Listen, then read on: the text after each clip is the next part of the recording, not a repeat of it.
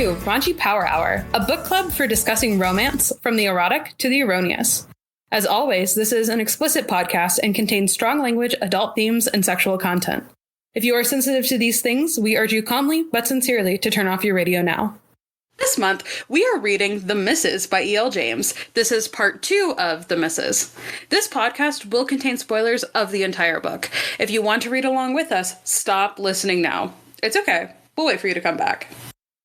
This is our concluding episode of The Misses. If you haven't, please go listen to part 1, and yes, we'll wait again. This book contains themes of death, sex trafficking, domestic abuse, and rape. You have been warned. I'm your producer, Ashlyn. I'm E.L. James's number 1 hater, Sydney.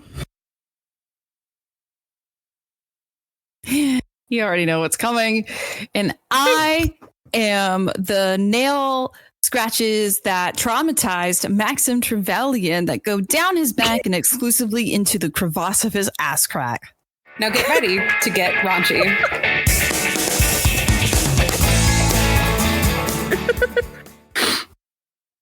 Before we recorded this episode, we accidentally skipped over one of my favorite parts from part 1, which is when Maxim literally says, I reflexively clenched my ass. And I was like, that was me throughout this entire book. And what context did he ask Lynch? I think he didn't want to come too quickly because Alicia is just so good at sex, even though she just started. I've never heard that technique for locking in, but you know what? Yeah. And I was too afraid to ask if that's an actual technique or not. So I was just like, we're just going to let it go. But I thought it was a funny quote. Wow. I would love to get us started with a question for you. Give me that question. My question for you, Sydney, is if Miss E.L. James herself had not blocked us and you had the opportunity to say something to her about the misses right now, looking her in the eye, face to face, woman to woman, what would you say? Get a better publisher. Not better publisher. Get a better editor. Are you volunteering this tribute? No, because I'm dyslexic, but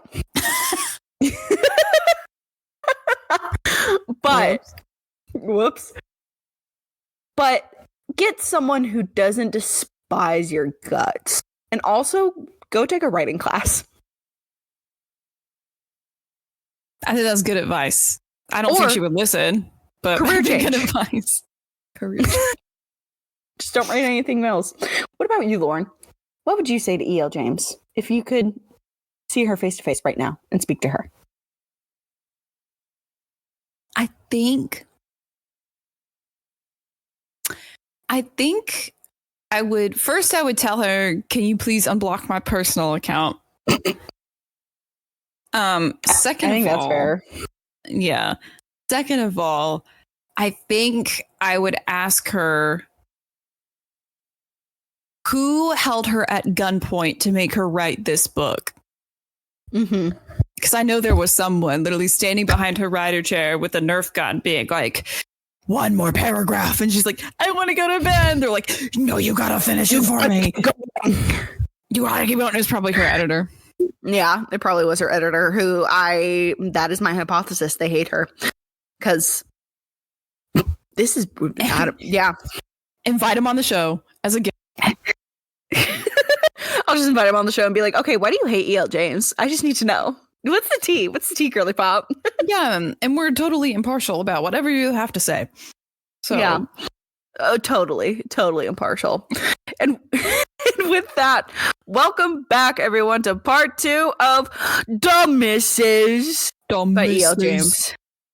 And from this point on, we're going from chapter 18 all the way to our epilogue. I'm trying to think, Lauren, do you want to give us a quick synopsis, or would you like me? You can get 5 words. You can do 5 words. How about that? I was about to say it'll take me 1 minute or less. Yeah. The book starts day after the last one ended in Albania. They get married because everyone thinks Alessia's pregnant. They fuck a lot. It's not very good. They go back to England They meet to consult about visas. Apparently, she's got a couple different options for visas, and she's pursuing both of them for reasons we don't understand. One plot that Maxim is keeping from Alessia is that he learned that his brother Kit, who was deceased prior to the events of the first book, may have died because of a genetic testing that he sought out shortly before his death. And Maxim is subsequently concerned about his own genetics, seeing as they were brothers. The other side quest that Alessia is subsequently keeping from Maxim is that she is trying to help out a girl named Beliana, who was trafficked from Albania with her. And she's on the hunt for her, has hired a PI, as well as digging up information on her great uncle named Tobias, who at the start of this book, she will be going to meet without having informed Maxim of her whereabouts. Last thing to note, Caroline is lurking in the background. This is Maxim's dead brother's widowed wife, who they used to have a sexual relationship at the very beginning of the last book, and it's all weird. She and then his mother, Rowena, are like constantly trying to be these random side plots that don't really do a lot, but they're trying to insert themselves in the drama of the story. And that's pretty much it. That's about it. I would say that's a very valid summary. Oh, and Alessia keeps meeting Maxim's ex-girlfriends literally wherever she goes. And she gets very jealous. And that's it. Yeah. That's truly it. That's truly it. That is truly it. You would think this is only just like the beginning, or like we're not giving it a good synopsis. No, everyone, that is exactly what it is. It is such little material. It is such little material.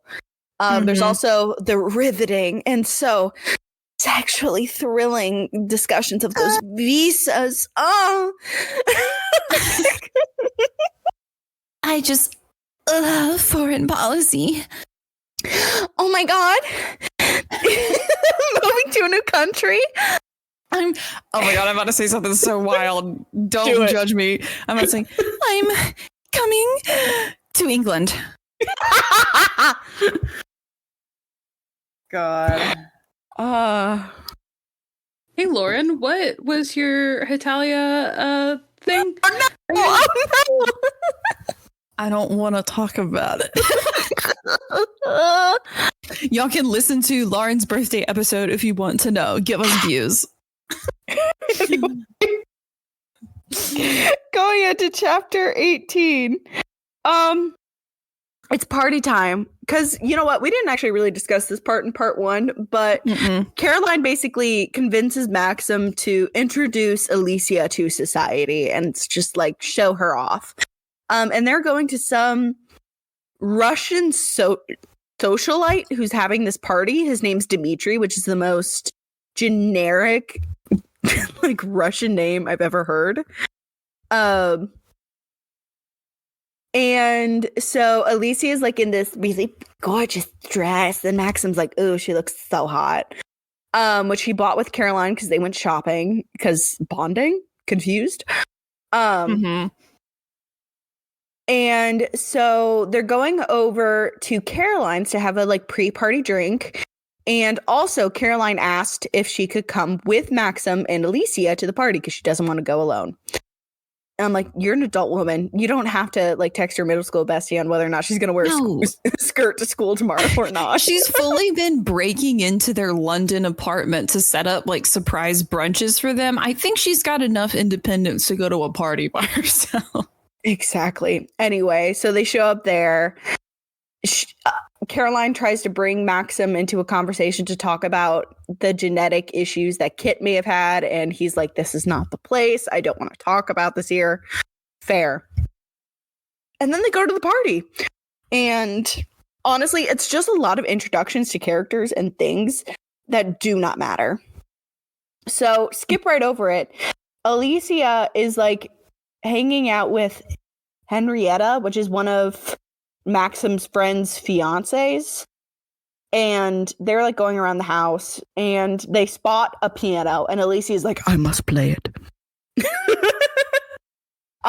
She does get coerced into it, and she's like videotaped while she's doing it. She's like playing this music, and as she's finishing the song, she turns and she sees Maxim kissing another woman. I got feelings about this scene. Yeah. Here, before we finish that, let me just clarify.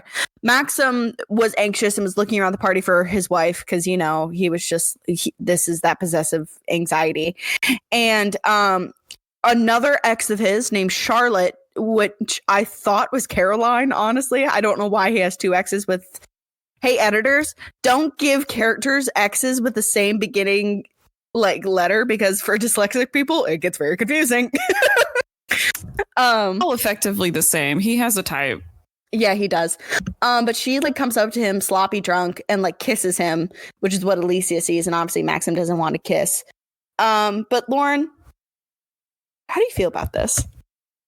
Because I also have feelings.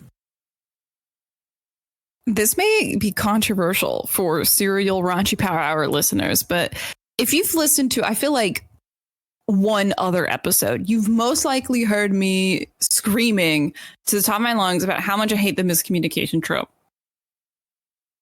This should tell you how devoid of anything this book is, because when this happened, I actually was like, finally, something is happening. Something. I will settle for miscommunication if it gets me a plot.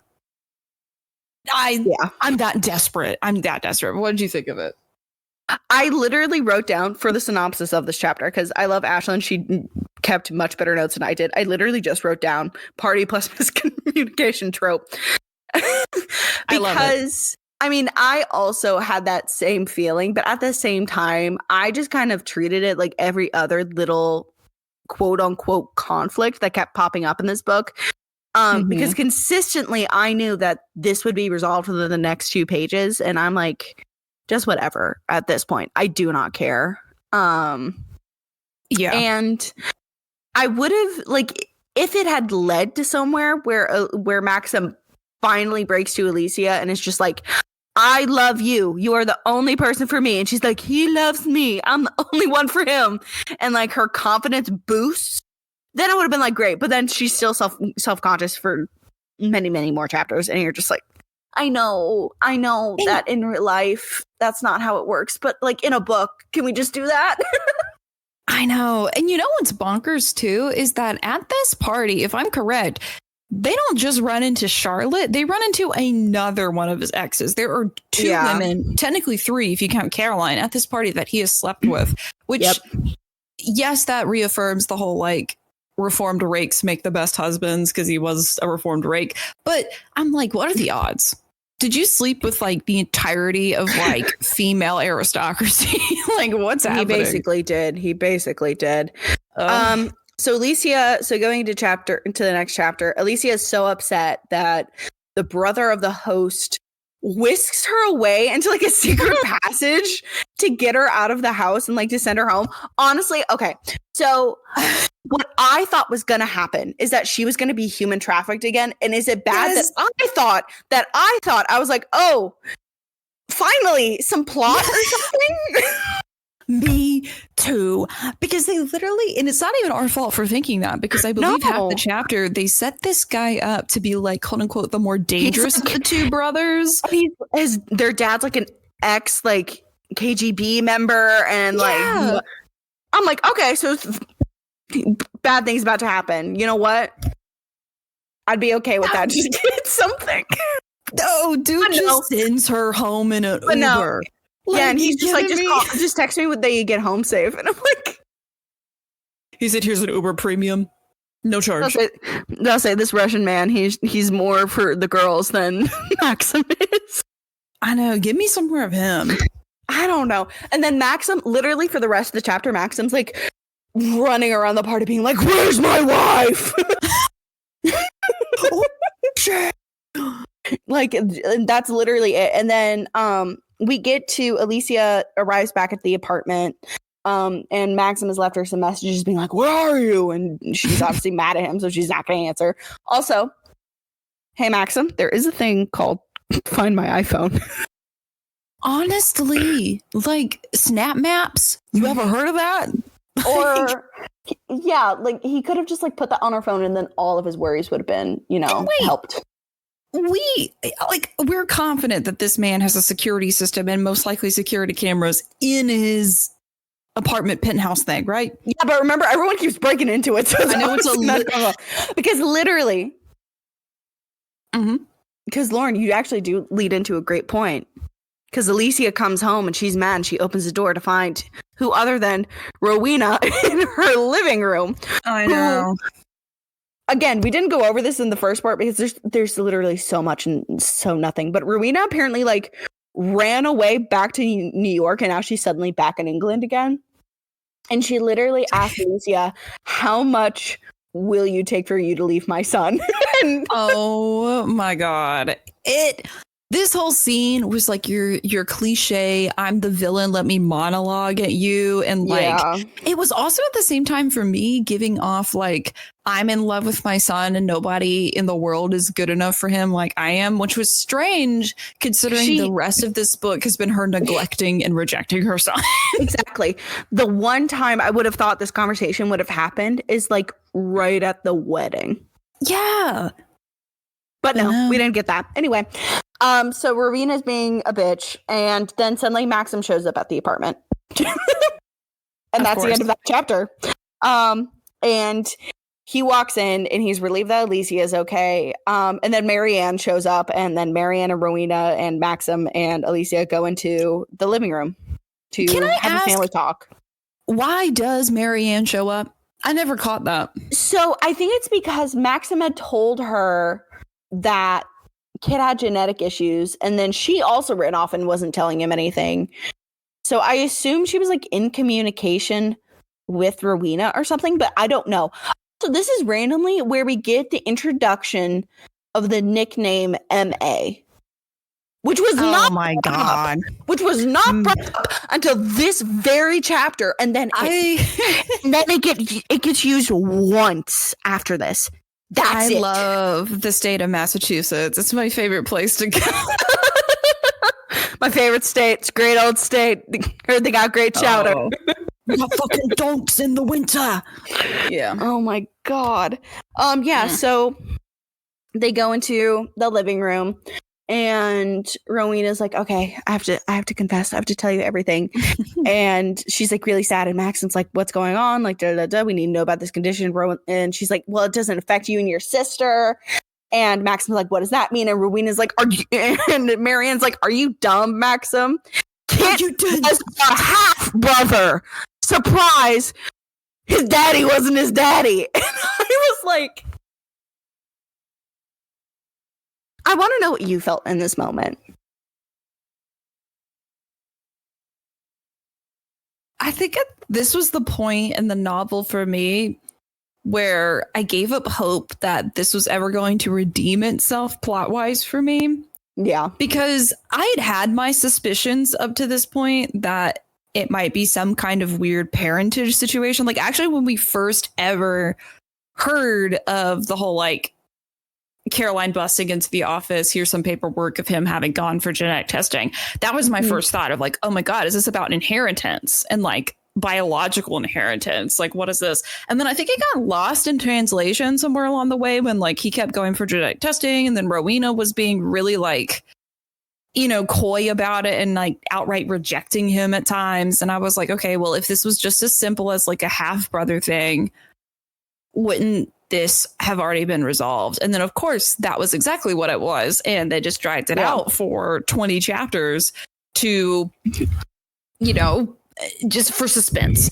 And I was enraged, and I was, well, not necessarily enraged, it's a lie, I was defeated and I was giving up.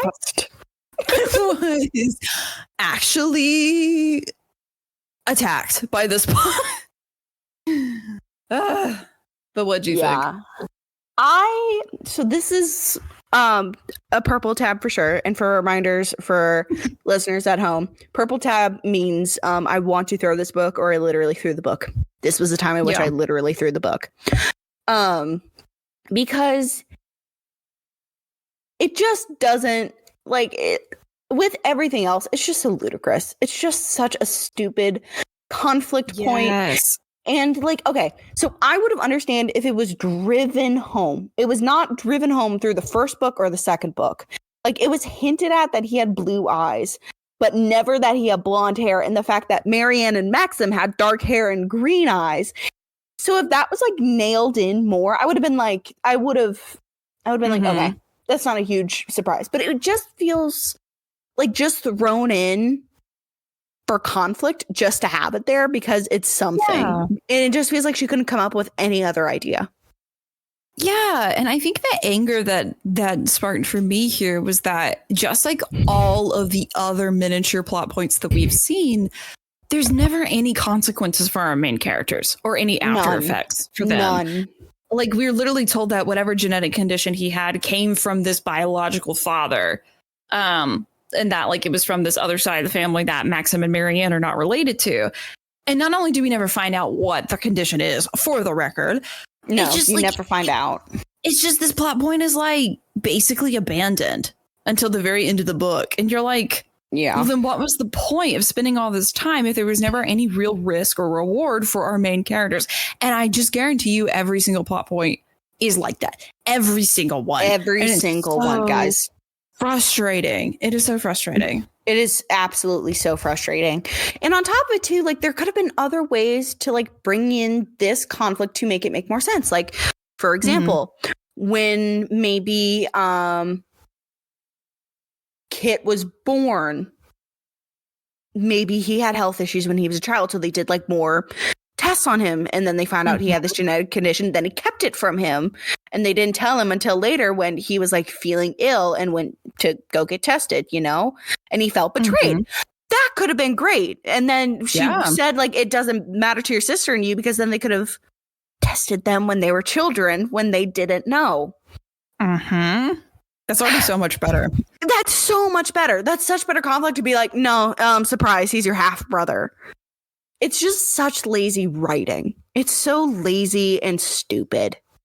Yeah, the Mr. is, I think, or sorry, the Mrs., excuse me, is the definition and a prime example of your book has to have conflict. It has to have conflict and consequences. And because there's no story if there isn't, because that's what this book is. It's almost 500 pages of no story. No, there's nothing. And I would assume that this revelation and then the whole party thing was, I assume it was meant to be the climax. But we still had 200 pages after that, which is a lot of falling action. That is a lot. That is the same thing that happened in the Mr. too. Because then they squeezed in that plot point about her getting kidnapped to Albania. Yeah, but that was then the second, like, that was the second random climax that we had. Surprise, guys. That doesn't happen here. I don't. None of these plot points are climaxable. They're all blue balled. Well, yeah, I was about to say, I didn't. I was about to make the joke. I didn't climax at all from this. No. This was, this was awful. So yeah. Sorry. So there's this revelation, and basically, Marianne and Rowena leave, and Rowena's like, I thought you'd have more compassion for me from Maxim. And I'm like, you literally haven't given him any reason for him to be compassionate towards you. So yeah, that all happens. And then Alicia and Maxim start having an argument right after that, after they leave. So Maxim is just like, I don't know why she's mad at me. I guess the only reason she can be mad is because, like, Charlotte kissed me, but it's, like, not my fault. And I'm like, dude, I would be mad if I saw my man kissing another woman, no matter what, no matter if it was your fault or not. Like, but you have to say that. You haven't said that to her yet. So, and also he's, like, mad that she left without telling him, and she could have put himself in danger, and yada, yada, yada. That was where I got mad. Like, not even him getting mad at her over the whole, like, kiss misunderstanding and jumping to conclusions, because that's expected. I was pissed off because it's like, how dare you leave without me? Like, bitch. She can do whatever she wants, actually. Thanks. Literally what Ashlyn wrote right here, which is, you left me knowing how anxious I am. Fuck you, dude. You think you're anxious? You think you're anxious? You weren't human trafficked. I know. Exactly this weird concept that I touched on in the last episode where like they throw out all of Alessia's trauma and they only revisit it in the most like objective sense. There's no evidence that it's like actually affecting her beyond the occasional nightmare, right? And instead, we get, in place of that, Maxim's this weird paranoia that he has that his wife is going to like die, go missing, show up, which is like, fine. Again, we talked about this last episode. That's a valid plot point. But the way that he's doing this is it's not coming off like the emotionally like reactive and protective husband that James thinks this is. This is coming off as like controlling. 100%. And it's never addressed in that way. Again, sorry, you go. No, you go. You finish your thought. I was just say, like, you can have your main characters have flaws. It makes compelling characters. Like, if they were to write intentionally that Maxim is controlling, that's fine. I think that's great.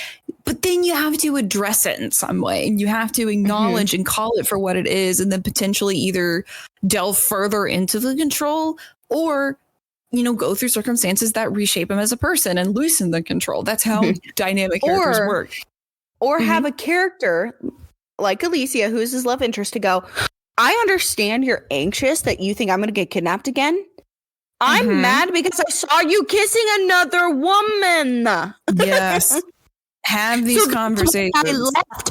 I'm angry and I'm allowed to be angry. But Alicia, okay. So the next chapter is when I actually, up to this point, I've been kind of indifferent about Alicia's character. At this point, then, though, I began to hate her. Like, I actually, hate her to a point because Maxim goes to the bedroom. Also, Delulu, he thinks they're gonna fuck. He's just like, I wish you'd, come to bed and, undress me and we'll, have sex and we'll be fine. He kills me. That's all he knows how to communicate with is sex. He only knows how to communicate with his dick. And it's not impressive. No, it's not. It's not impressive. His sex skills are not good. These conversations are short, let me tell you. Yeah, exactly. Well, yeah, also, with how many times he's just like, I play with her and then I enter her and then I immediately ejaculate. And I'm like, that was fast. Are you meant to be a sex master? That was so quick. What the fuck? No wonder he can go multiple times. He's like 5 seconds and then he's done. And then he's like, okay, I'm ready to get. I swear he needs to. I don't think that ass clenching's working for him. It's really not. Ass clenching is not working. He needs to think of his grandma or something. Dry cereal. Dry cereal. Dead puppies. Yes. Those are both things I've heard men say that they think of when they want to last longer. They're just like dead puppies. That's crazy. I love it. Oh my God. Anyway, so we jump back into Alicia's point of view, and the reason I hate her so much, and it's not, and I hate the character, and I hate how E.L. James has written her, is that she is so forgiving for everything that Maxim does. Like the whole thing being like, oh, I didn't realize he was dealing with all of this. He didn't tell me that he was dealing with this issue with his family, and he didn't mean to kiss this other woman, but I still feel so self-conscious, and he's had sex with all these women, but he's dealing with so much. And I'm like, it makes me so mad because you could have a dynamic and emotionally complex character going, yes, I am angry at my partner right now because yes, I am self-conscious about him sleeping with so many women.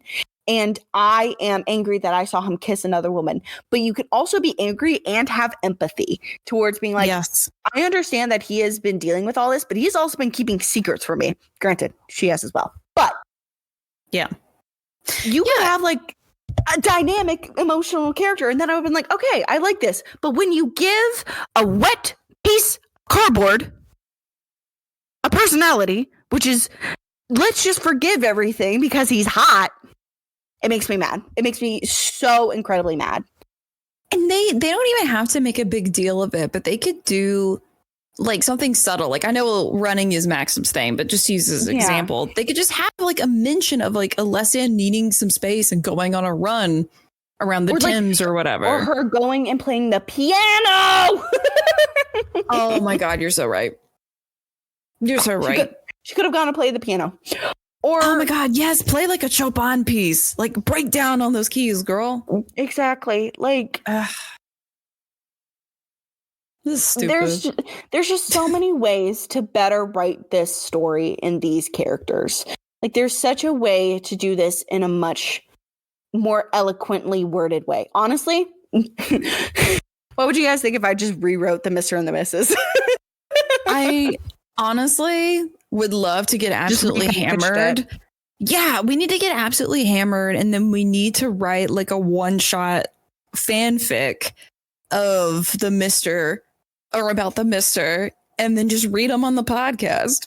And that's the retelling of the story. Yeah. Let us know if you'd like that down in the comments below. Because either way, we actually may just do it. But yeah, it's just she has no agency for herself. None whatsoever. The only agency that we see in her is her to be like, I just want to be independent. I want to like help aid to the partnership. But being complicit and just being like steamrolled over is not what it means to be a partnership. You are like, and like going back to him having all the money and that, yes, she discusses how she's insecure in that, but their relationship is never going to be equal, especially if it keeps going the way that this is, you know? Yeah. Exactly. You bring up a really good point. Like they initially, which I don't think we've ever explicitly addressed in the Mrs. recording, but they started off as Alessia working for him as like cleaning his house. And like there's been so many comments from Maxim's family about like marrying the help, quote unquote, and her not being able to blend into high English society and stuff like that. And I just feel like that's really showing itself. And I think it's an unintentional thing. I think it's honestly a lack of just good character writing on James's part. But coincidentally, I think it shows up a lot in the whole this power difference that they have of her, regardless of not working for him anymore and supposedly being in an equal partnership. She is still operating under that like submissiveness that you would as an employee and an employer. And it's weird as hell. It's weird as hell. She could have been trying to lean into like that whole, honestly, I'll say it, racist and stereotypical thing she was trying to pull with the characterization of Albania and Albanian women and men. Like with Albanian women being like more meek and like being at the home and stuff. But it just doesn't come off that way. It doesn't come off in the way she wants. And honestly, it's just bad storytelling in general. And I'm just tired of it. I'm tired. Yeah. I'm so tired. I honestly genuinely think I would beat Maxim Trevelyan to a pulp. Like if I were Alessia, I think I would not tolerate his shit. And I want that. No. I want to read a book where someone beats the shit out of it. On top of it too, I think another added thing and that we don't think about is the fact the only reason she is legally in the country is because she is married to him. Yeah. That is a lot of power placed onto one person. Yeah. Yeah, we don't think about that. But hey, she's got visas out the wazoo, so at least she has options with how she's bonded to this man. Yeah, I guess. I don't know. So yeah, she forgives him and then they go to bed. Damn. Yeah. They wake up the next morning and I just want to read this line that made me so confused. She's barefoot but not pregnant. And I just wrote, huh? What? What the fuck does that mean?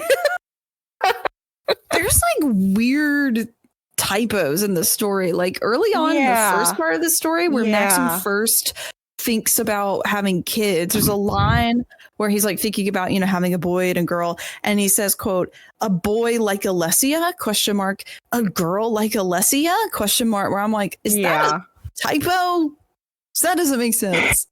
I don't want this to be derogatory in the way I'm trying to say it, but it feels like it is a Google published book. I know there are some good ones out there. Yeah. But this is meant to be a multi-million-dollar publishing deal. It feels like this went straight to Google Publishing. And that's why Ashlyn found it on the discount table. Exactly. And I know I'm sounding derogatory. I know there are good books that people are publishing through Google Publishing, and it's a great way for people to get their works out. So I'm only saying that because I've seen a lot of bad examples, and she should be writing better than that. Anyway. Agreed. Continuing. So Alicia's up and making breakfast for this man, and they fuck. And she gets flour on her butt. She gets flour on her ass, which is like a big contingency. And then they finish fucking, and then he's like, "Do you want to have a baby?" And I'm like, "What? Where did this come from? Where did it come from? You literally had a huge argument last night and a familial like confrontation, basically. This is giving love bombing. And you just want to bring kids into this right now? You think this is the time? It's giving love bombing. It's giving kids will fix this broken home. It's giving like, God. I don't know. They just Maxim's Tim's overlooking penthouse apartment gives me the same vibes as Kim Kardashian when she invited like Vogue to do the house tour, and she walked in to show her kids like playroom, and it's all like beige and all the toys are like for adults. Do you think he'll put naked photography of Alicia in the kids' bedroom?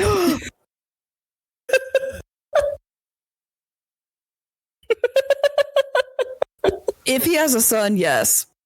Oh yeah, he'd be like, "This is what you're looking for, my boy." Because after this whole book, he's gonna be like, "Gay son or thought daughter?" Nah, we're doing thought daughter. Yeah, exactly. You know? Oh my god. But yeah. So moving into chapter 23, I wrote this down just for you because I was thinking of you. I went, "Oh, there's the pregnancy trope." I was waiting for it. At this point, they've been talking about kids so much that I was like I knew it was going to happen. This being a sequel, but then I knew right it was going to happen. But then right after, he literally thinks in his mind's eye, "I want to bind her to me in any way I can," and I was just like, like I felt physically ill reading that. I was like, no one here will understand this reference, but there were a few girlies out there that will, and I am one of you, and I see you. It's giving Juman Han's bad ending number 2. And that's all I'm going to say. I have no idea what you're meaning, but the Mystic Messenger girlies are chewing on the bars of their enclosure. Oh my gosh. But in this chapter, this is where I actually ran out of my red flag tabs. Okay, so I'm not surprised. I had to switch to a similar color. So yeah, they're like, yeah, they agree that they want kids, just not right now. And Alicia that day goes and begins her manners, etiquette, whatever courses, finishing lesson. And then Maxim like talks to Caroline about stuff. Don't even remember what. Yeah. They decide not to tell Caroline, like reveal what was Kit's issue. There's paparazzi, and Alicia decides, because like there's a photo of Maxim on the front paper being of him with Alicia and Caroline at the party the night before, and Charlotte kissing him. So then Alicia like just grabs him and like kisses him. Anyway, this is also revealed that the 2 photos that are in the bedroom are of twins he had sex with, apparently, by her new friend that I don't remember her name, but she's apparently someone famous, someone big in Scotland. Literally do not remember her name because she's so useless to the plot. But yeah, then he's thinking of his mommy issues. As always. And And then chapter 24. Guys, nothing happens. Nothing literally happens. Nothing progresses. It's literally just more of Alicia and her manners courses and Maxim thinking about bringing gin production to his little estates. Because he's inspired. He's inspired by the fact that Alicia tries gin and she likes it. This is the anime filler episode with the characters you don't care about that will die next episode. Basically. It's and horrible. And Alicia's video goes viral. Good for her. She's insta famous. She's insta famous. And also because of this, she Maxim points out the kiss that Charlotte forced onto him, so he like proves it to her or something. Yeah, this is Snoozeville. It's something. It's so Snoozeville. So this is also where I'm reminded, because I'm also checking Ashlyn's notes. This is where Alicia has the information for her great uncle. So she decides to go to his house after those classes that she takes to go meet him. And I understand why Maxim gets a little anxious in this, because she's just like, oh, I'm going out. And he's like, where are you going? And she goes, it's a surprise, teehee. Then doesn't tell him. She goes and meets him, and you know what? Apparently Synthesia runs in the family, because he's also a musician. He also plays piano. He also sees colors when he plays the piano, because I forgot to mention that she can see that. Oh, that's right. I forgot about her synesthesia. And it's also revealed that Maxim and Alicia are in fact like legally married. So like I don't know why she's still going out for the student visa. She can just go to school if she wanted to, but whatever. This plot point that never mattered. Woo! But Alicia and her great uncle like reconnect. They have a really great relationship, and then she's like, "Oh, gotta go home. It's really late. I lost track of time." She shows up at home, and then Maxim gets really mad at her. He's like, "Where were you?"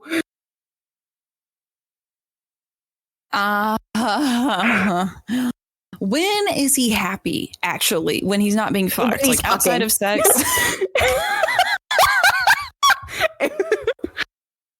Well, there you have it. There you have it. That's folks. our answer. There we go. That's oh my god. But like, I the most minuscule amount. I understand why Maxim got upset. Should not have had the reaction he had. No. And it's unfortunate, because in the scene leading up to when she gets home, he's at the penthouse pacing back and forth, and like his inner monologue is actually like trying to quell his panic, and it seems like he's doing well, and he's practicing like self-soothing and grounding techniques, yada yada, and you're like, wow, maybe this is a modicum of growth. This is something. Only for her to show up and he's like literally choking her out, like, wah! And I'm like, all right. On top, never mind. Hey, Find My iPhone would have helped so much throughout this like entire book. It's just, it's the miscommunication. You know what? I'm realizing this whole book is just the miscommunication trope on steroids. I hate it. I know. Anyway. Alicia calms Maxim down and tells him about her great uncle and how he's been living in England this whole time. And she also, through this, tells him that she basically was lying and said, I did hire a private investigator, even though you told me not to. And he's like, just stop looking for Ballerina. We'll just do it through my guy. Like, I want you to be safe. And she like, sure. And long sigh. It's just a sigh. And then it's revealed Alicia, because you know she's the Mary Sue that she is. She gets an audition from all of the colleges that she wanted to get into. I wish. And then randomly, this is another moment I threw the book.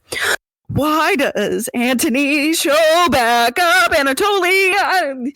Oh my god! I have thoughts. Why? Continue your thoughts. I need a minute. Can I explain why he's there? Because it has to do with my thoughts. Go ahead. So, in the first part of this recording, Sid and I talked about how one of the major flaws of this book is that characters will show up or they'll rehash conversations of things that have already occurred, and then they don't contribute anything new to those conversations. Yes. The most prime example is this scene, like the most blatant example, because Anatoly shows up on Maxim's doorstep. He hasn't been here since like chapter 2. You guys can't see it. I'm strangling my microphone right now because I'm so mad. He shows up on Maxim's door, and literally the conversation is pointless because it turns out he's literally just there to remind God and everyone of all the things that have transpired and already been debunked. He starts like basically just talking about like how their marriage is illegal, which we literally just found out it was legal. Her not actually being pregnant, which we're like, okay, we knew that. Like, why are you pissed? And then about like, he's like, oh, well, the Englishes are not going to treat her well. And it's like, bitch, you said this already. And then also which is my favorite part of this whole conversation, he tries to weaponize that paparazzi picture of Maxim and Charlotte from the party, which if you remember from 10 seconds ago was already resolved. And it's literally like it's so pointless. This whole exchange, this whole next couple pages is completely useless. Like, I don't understand how an editor can go, yeah, that's fine. To be like, why are we bringing up this character interaction when this problem has already been solved? I think it was only to introduce him to the fact that he was back in the country, and he was like, are those the two men who trafficked Alicia? Because he like shows like the trial thing. Because later, I'm going to just spoil it now, those two get murdered, and it's assumed that it's Anatoly killing them because of Alicia's father told him to. We don't know. I don't know. It's just so useless. This whole book is useless.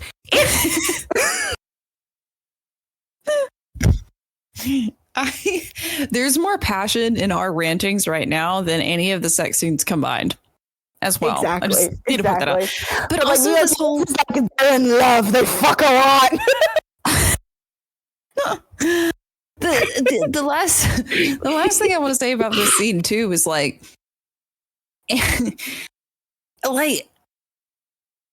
my thing is that this scene actually would have worked pretty well if it had been moved, say, like 3 or 4 chapters ago.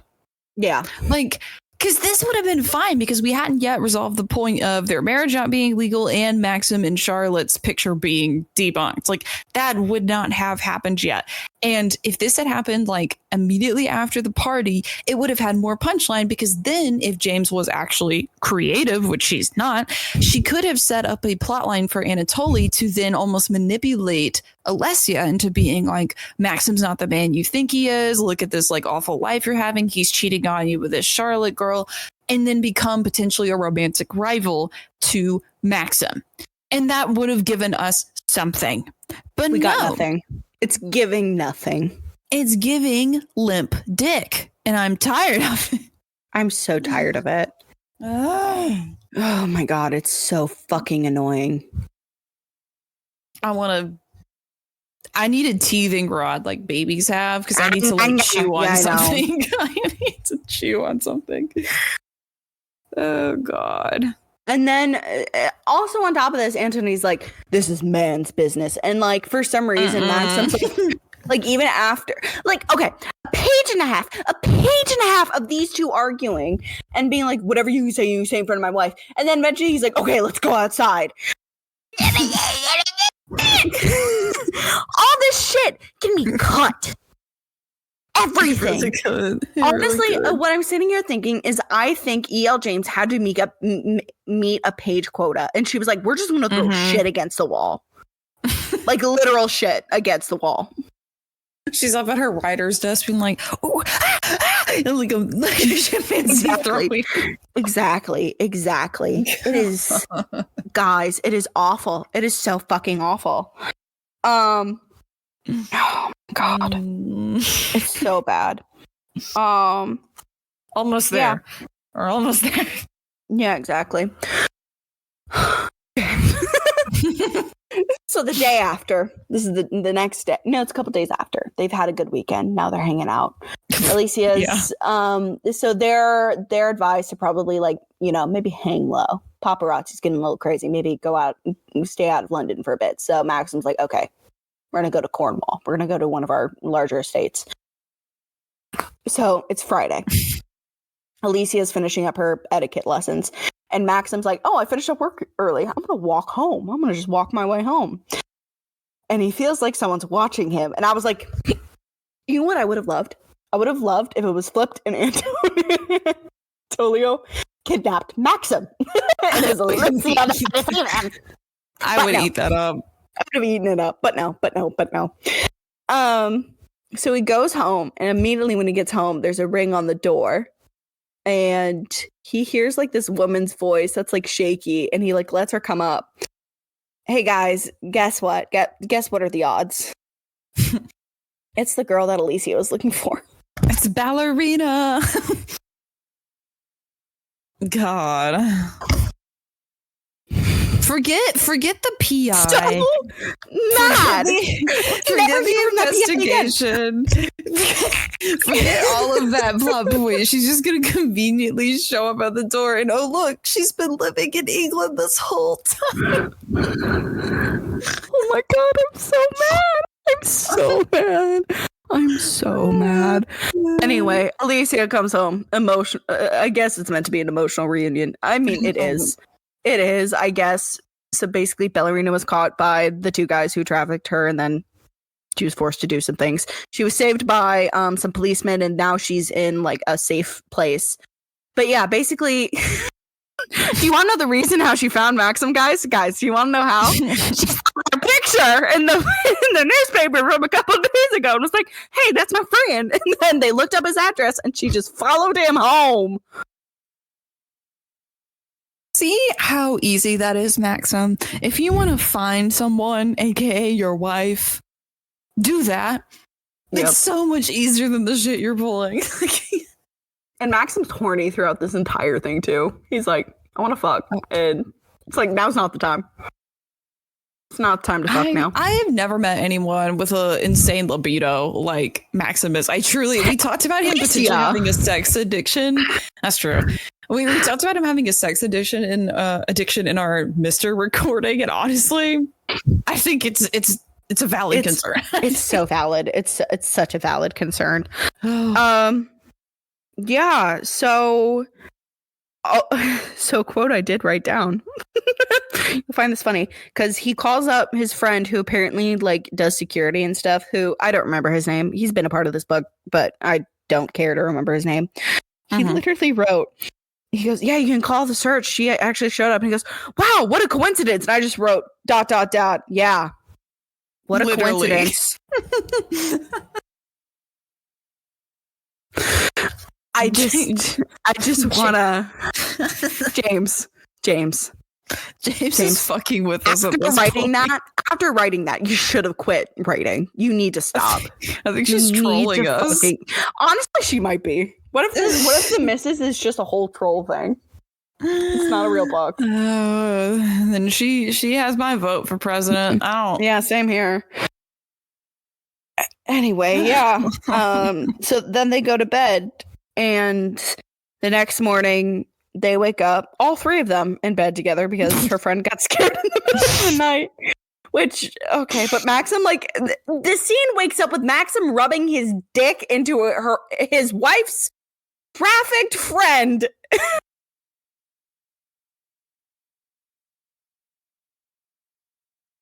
Maxim Trevelyan, ladies and gentlemen. James. Put down the pen. Put it down.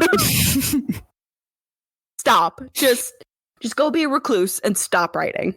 Please. So anyway, they're packing up to go to Cornwall because they originally were going to go last night, but now they're going today. And Alicia wants Ballerina to come, but Maxim's like, so that may not be a great idea because those guys are under investigation because of the whole trafficking thing, and then if you're connected, then you could be deported because you were here originally illegally. Mm-hmm. Okay. I think he just wants his wife alone to fuck. Anyway, they drop her friend off at home, and then they go to Cornwall, and there's like some scene of like her being anxious at a gas station because that was where she escaped her traffickers. And then they go into the mansion, and you know what? Hey, Lauren. Question time. What do you think they do? Solve world hunger. Nope, they fuck again.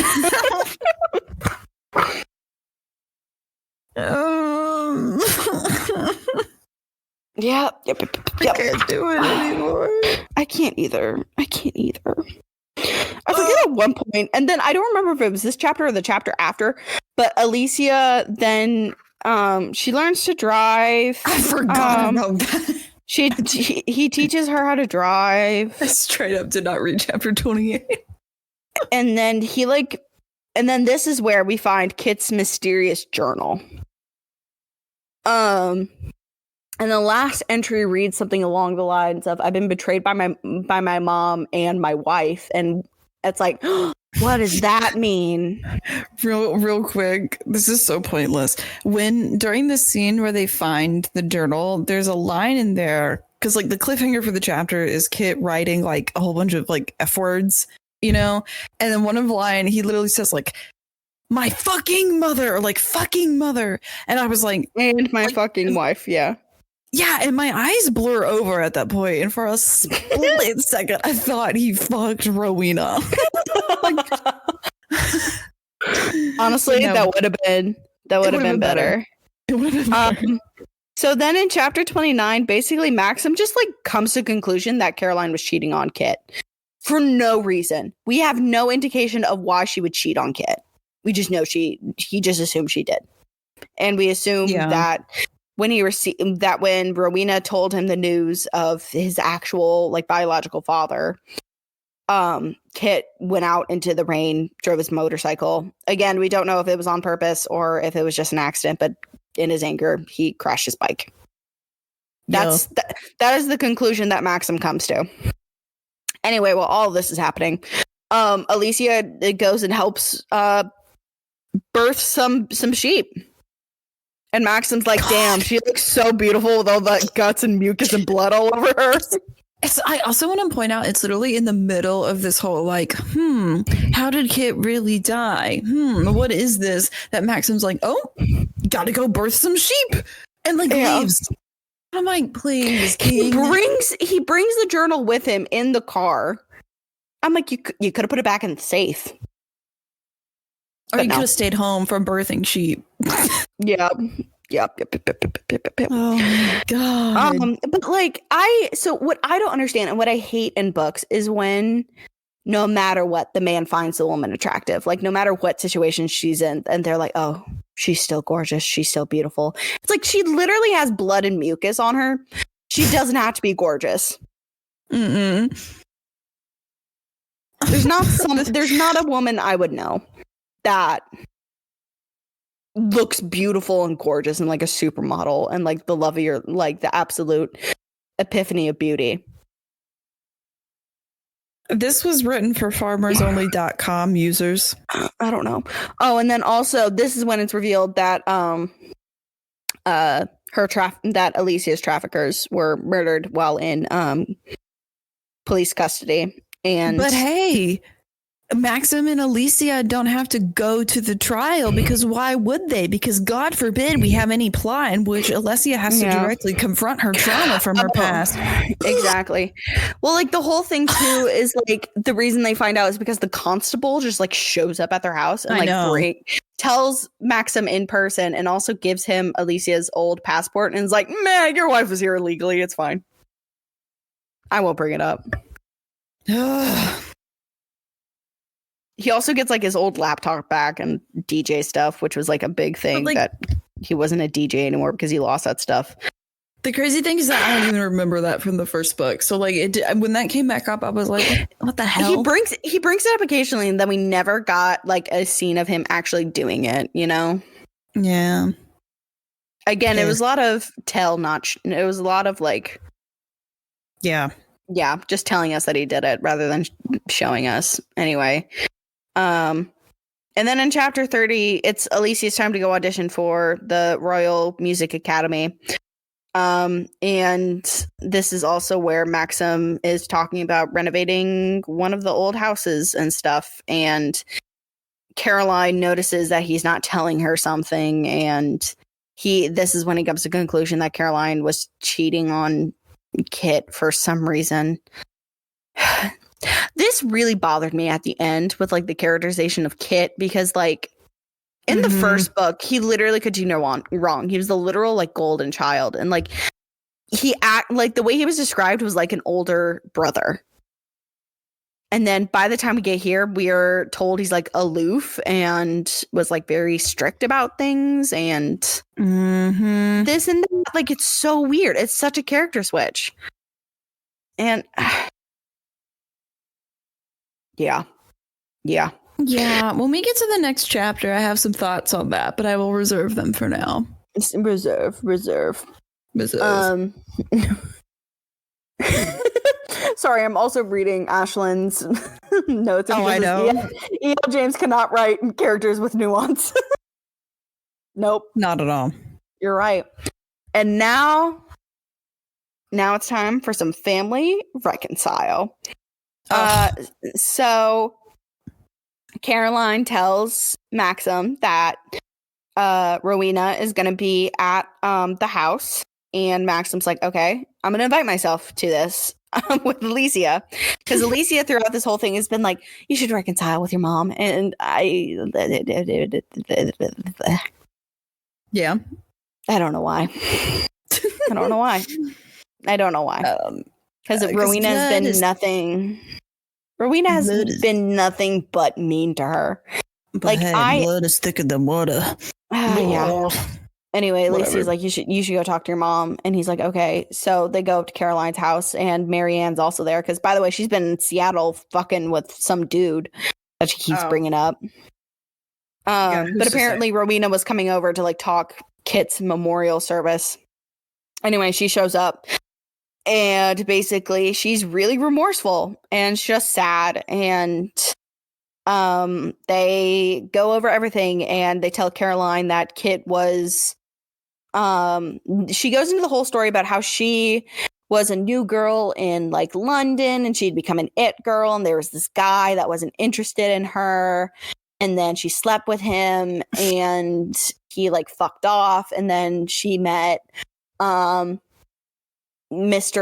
Earl Trevelyan, and they like got together, but it's like not given why, like I don't know if he loved her or if it was just convenience for convenience sake. Anyway, but the guy that was Kit's father like fucked off to America and was like gay, and that's why he didn't want to like anything to do with her or his kid.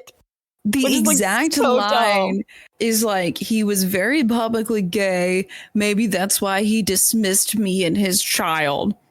That's the exact line. It's so dumb. So, and then the reason Rowena told Kit about the genetic issue, or like told him to go get tested, was because his biological dad had died the previous year. So yeah, it was, yeah.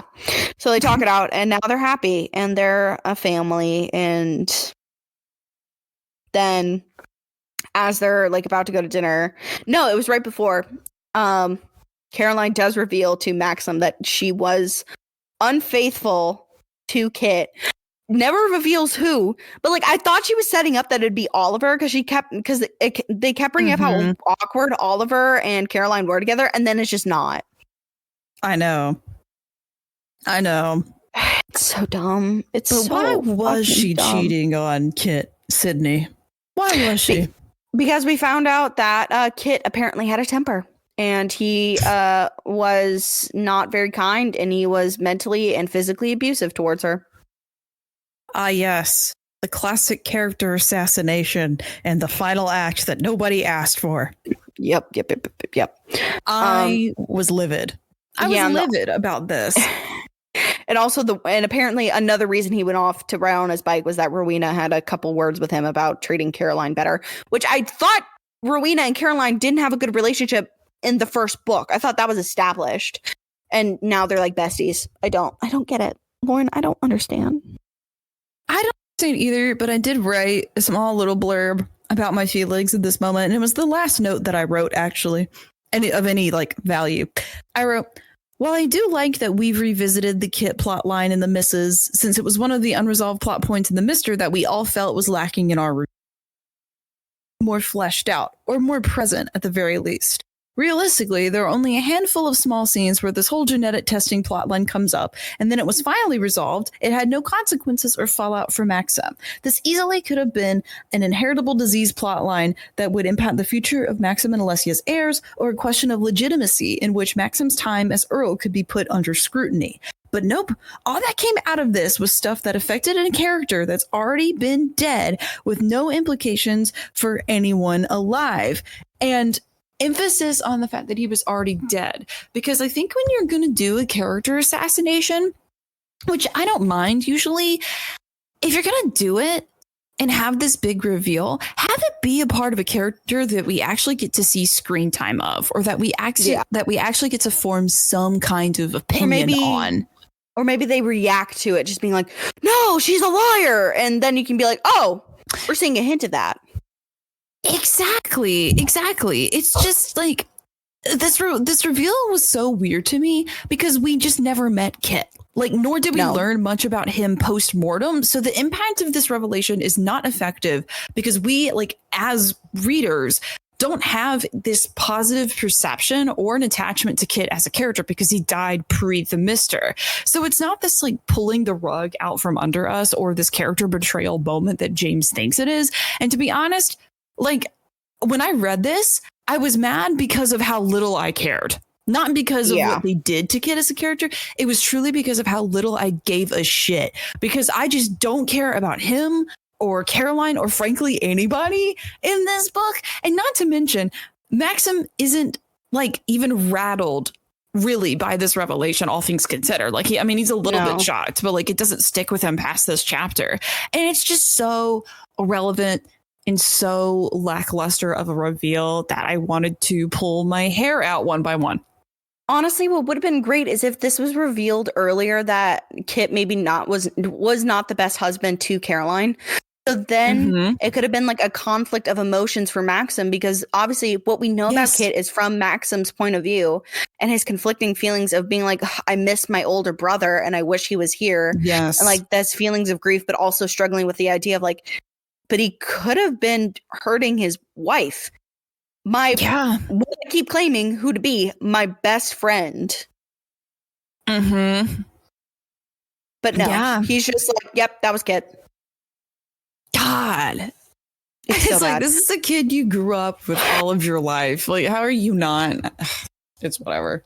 Yeah, or like if we had more antidotes of like maybe Kit. Like there were some comments from Maxim being like, yeah, he could be cruel sometimes, but I want to read it. I want to read why he could be cruel or like explain like your complicated relationship with him a bit more. But no, we didn't get that. We just got, he's like, oh, he was a bit cruel. And it just comes to the conclusion that you're thinking, you're like, oh, well, he's just an older sibling. Like that's just what older siblings do, unfortunately. Yes. But hey, maybe some of that cruelty is rubbing off on Maxim because all the times he's freaking yelling at Alessia in this half of the book. Yeah.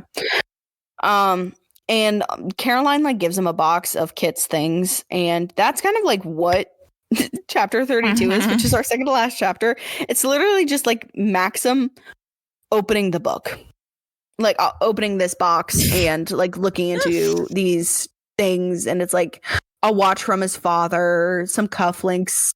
It's so like stupid. a couple other things. And like through this chapter, he's like thinking about opening a charity with Alicia to help with like trafficked women. And of course they have sex. Of course they do. I skipped majority of the sex scenes once we got to this point, just because I was so done reading them because they were genuinely not interesting. They were all the same effectively. Yeah. It's really terrible. It's revealed that she got into music school. She got into the Royal Music College. Yay. And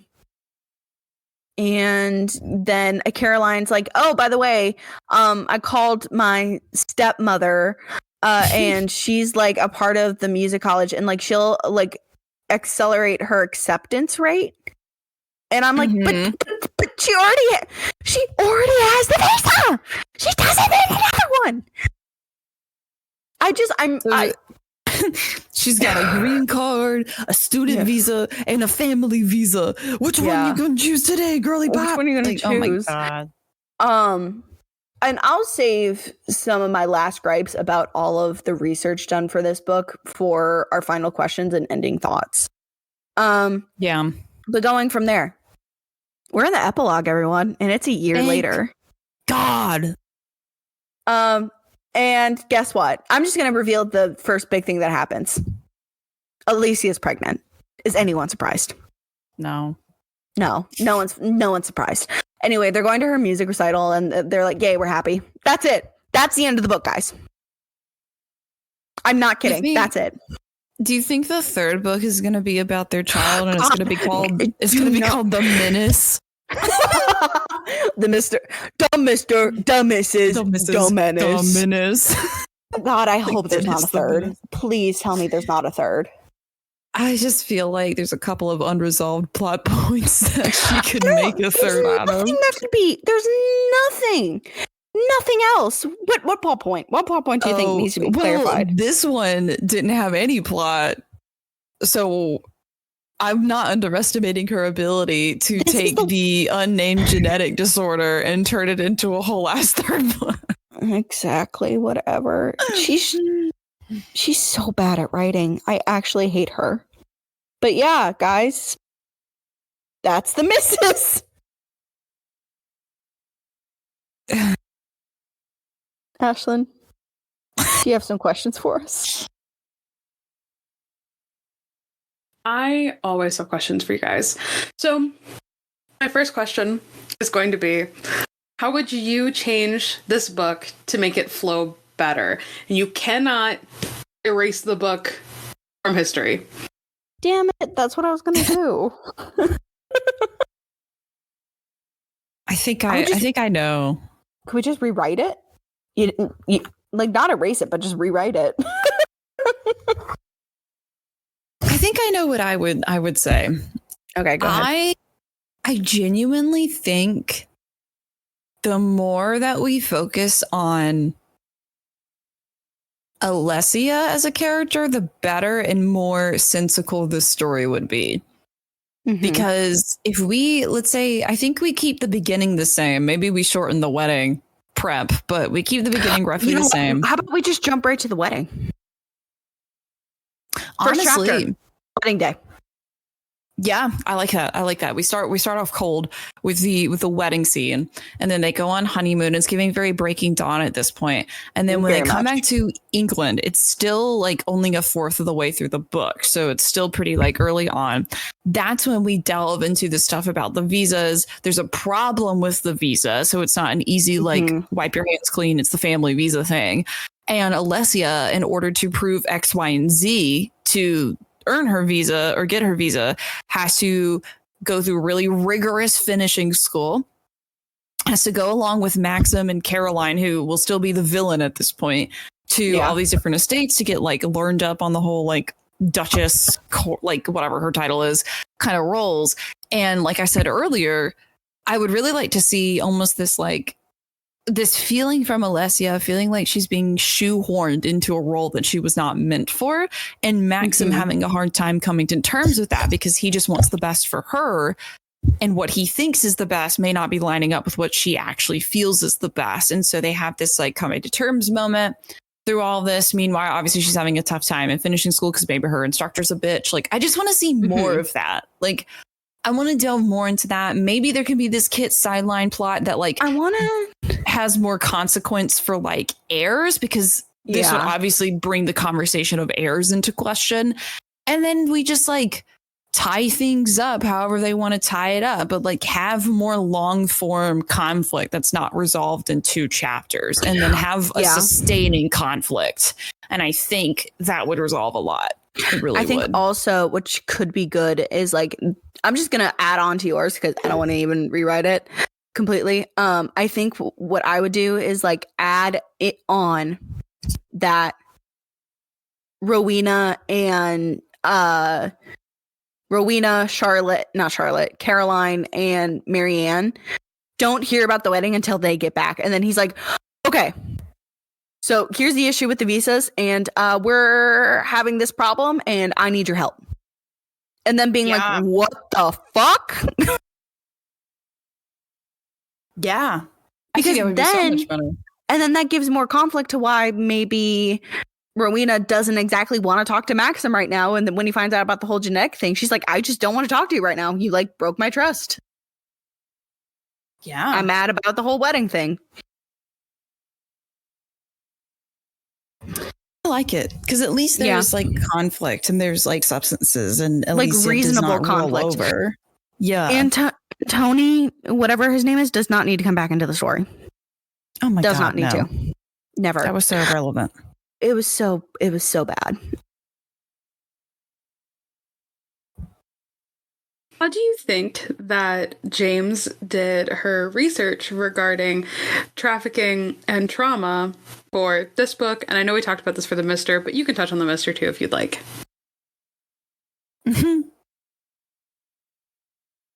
My eye is twitching because I want to talk about the research. As I'll say, I'll give you the segue into it. I believe her dedication is dedicated to all the different people and she resources for things. And if I recall correctly, traumatization, PTSD, and trafficking is not any of those sources. Nope. Not at all. It's Albanian wedding traditions and visa issues, especially in the United Kingdom. But so here's the thing. Also, she brings up my beloved, like someone else that she did research for in DJ equipment, which isn't brought up. You can Google that. You can fucking Google that. You do not have to have someone to like. I know. Oh my God. And then also she had someone who she did research for gin, for spirits, for finding out how to get those distilled. Like, also someone she asked to get a reference for tips about handling a Land Rover and driving it. For the driving scene that took less than half a page. Like, what makes me so mad is that she is like, basically she's just covering her back. She's covering her shit with like being like, no, I did research this time, guys. I didn't just like go on vacation and like look up in this country and be like, wow, this would be a really great background for one of my characters. But like none of that research shows, none of like the eloquence of any of these topics are like brought in the correct and like adequate and like nice way. Like she just does it so poorly, and that pisses me off because a lot of these topics, like, so if we're talking specifically about human trafficking and all of that, that's a serious topic.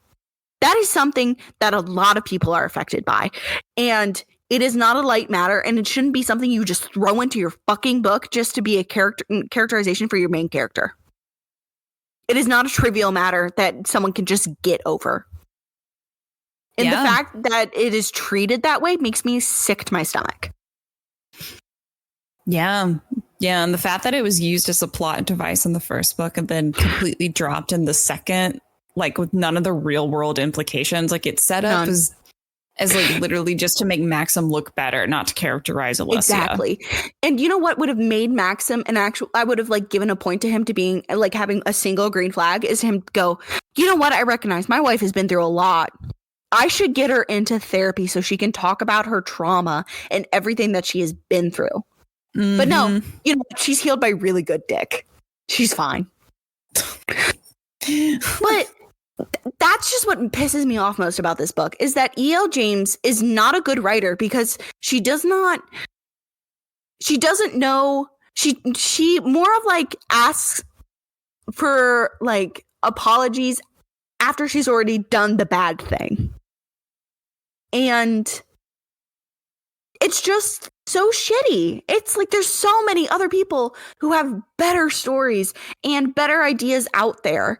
And yet this is the bullshit that's published. This is what is being put out to the public. Like it just makes me so mad because this is not like this is literally like this on fire. I am all for like I am against book burning. Burn these books. Enough said. Yeah.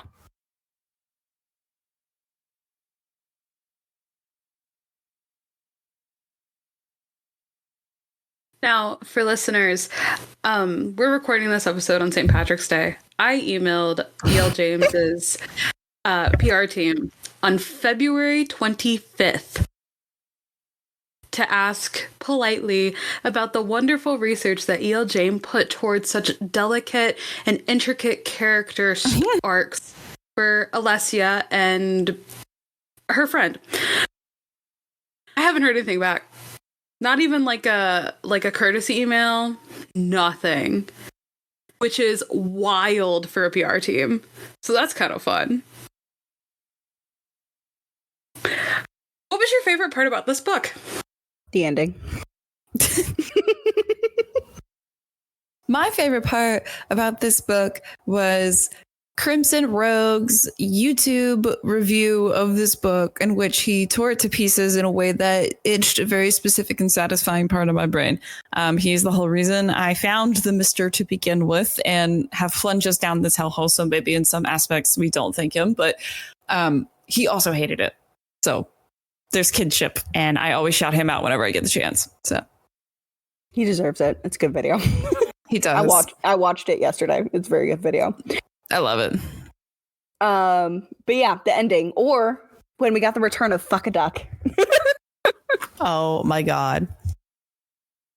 Oh.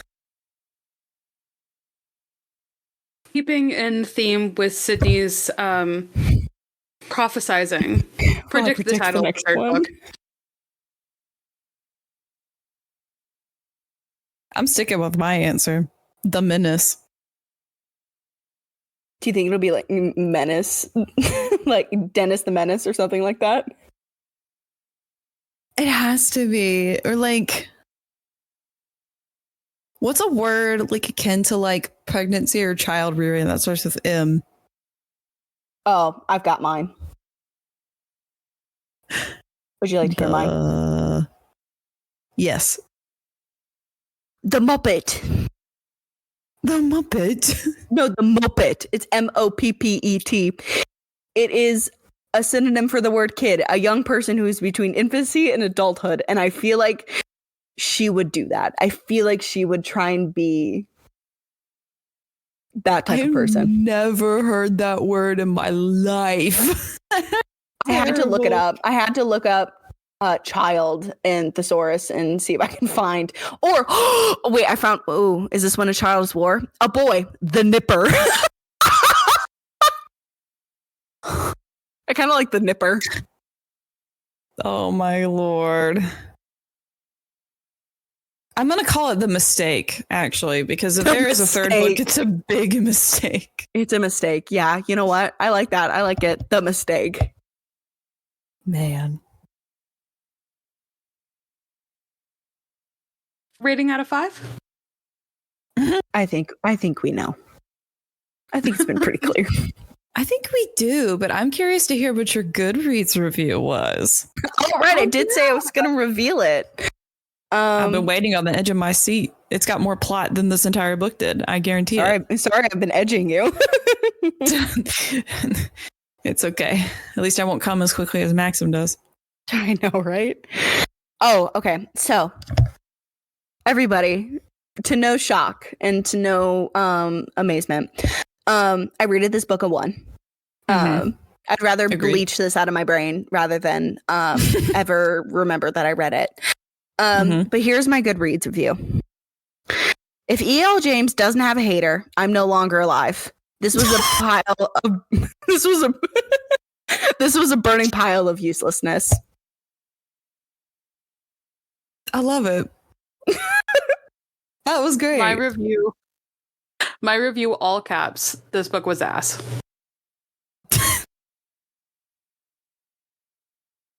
And that's all you guys need to know. Short and sweet. God, just like Maxim's stroke time. Exactly. At least we're done with him. For True. We're rid of him, ladies. We did it. We ended Guys. the cycle of violence. I was about to say, On this remember that Maxim is somehow related to Mr. Grey from 50 Shades of Grey. Never forget. Never forget. Never forget that he is related to the masochist himself. God, on the day of our Lord and Savior, Andrew Hosier Bird, I cannot believe we read this filth. I can't believe we did it either. Mm. Well, thank you all for listening into our review of The Misses by E.L. James. That's the only way I'm ever going to pronounce that name. But thank you so much for listening in. And next time you hear from us, it'll be our April Fool's episode from Lauren. I'm scared. I'm so basically the terrified. jigsaw of the Raunchy Power Hour podcast. And if you want to hear more from us, hey, guess what? We have other episodes that you can go back and listen to. We do have The Mister, if you ever want to like go catch up on what we thought of the first book. And we have so much other funny stuff. Like we did go read fan fiction about the United States presidents. So Really I think you fun. should check that out. You can follow us on all those streaming services. Spotify, YouTube, not Google anymore. Don't remember them all. Just go listen to us wherever you listen to podcasts. We are on social media, so go follow us on there. We've got Instagram, we've got X, we've got Twitch, and I think that's it so far. Anyway, thank you so much for listening in tonight, and we will see you later, you messy minxes. Thank you for tuning in to this episode of the Raunchy Power Hour. Find us on Instagram and Twitter at the RPH Podcast. Send us book recs to our email, raunchypowerhour@gmail.com, or at the link in our bio on any of our socials. As always, stay raunchy.